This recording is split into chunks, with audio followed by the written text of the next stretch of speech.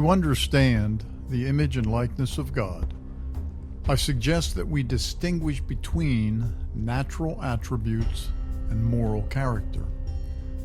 The core content of this book will consist of distinguishing between and considering what fits within these two categories. I find that it is important on several levels that we make the distinction between natural attributes and moral character.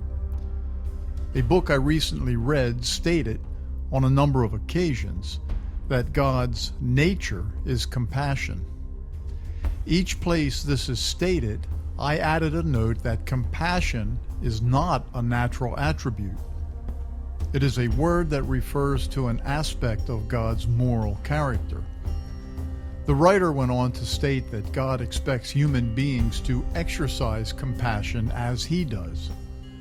At this point, I noted that if compassion is part of God's nature, then it would be part of our nature, having been created in His image and likeness. And if it is a natural attribute, it would not be chosen as a characteristic by either God or man. That which is part of one's nature is that which is possessed without choice. Consequently, compassion is not a natural attribute or part of God's nature. It describes a particular moral usage of natural attributes governed appropriately.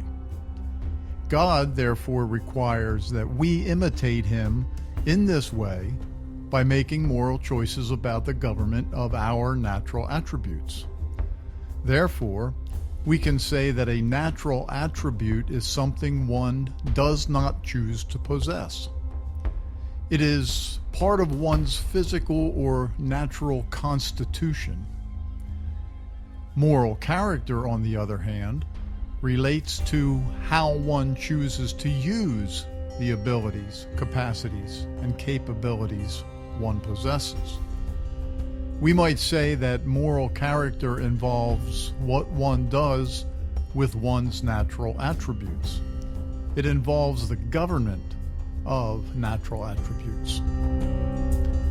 Regarding a natural attribute being that which one does not choose, we might consider the natural attribute of eternality as ascribed to God and ask, when did God choose to be eternal? Of course, the answer is that He did not choose to have this attribute, but instead it is part of His nature. It is a natural attribute. We can ask the same question of each natural attribute which He possesses. If we consider the possession of mental or intellectual capabilities, we might again ask, when did God choose to have a mind? The answer is that He did not choose to have a mind. He has had a mind as long as He has existed eternally, meaning it is a natural attribute. Understanding this provides a good launching point from which we can consider moral character. The possession of a mind is a natural attribute, while one must make choices about governing and using one's mind to produce moral character.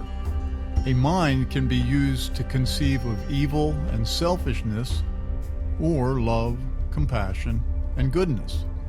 The way one chooses to govern natural attributes, such as one's mind, results in the development of moral character. This is a very important distinction to recognize, understand, and to honor. It is, as well, a distinction that has been greatly violated in many ways.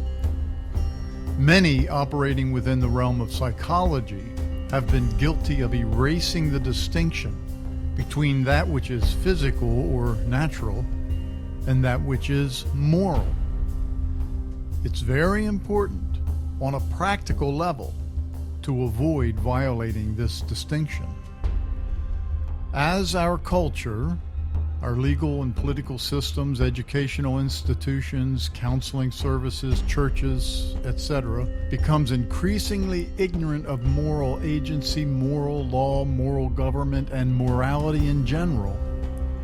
We produce harmful, grotesque results that are very detrimental to individuals, society, and to our nation.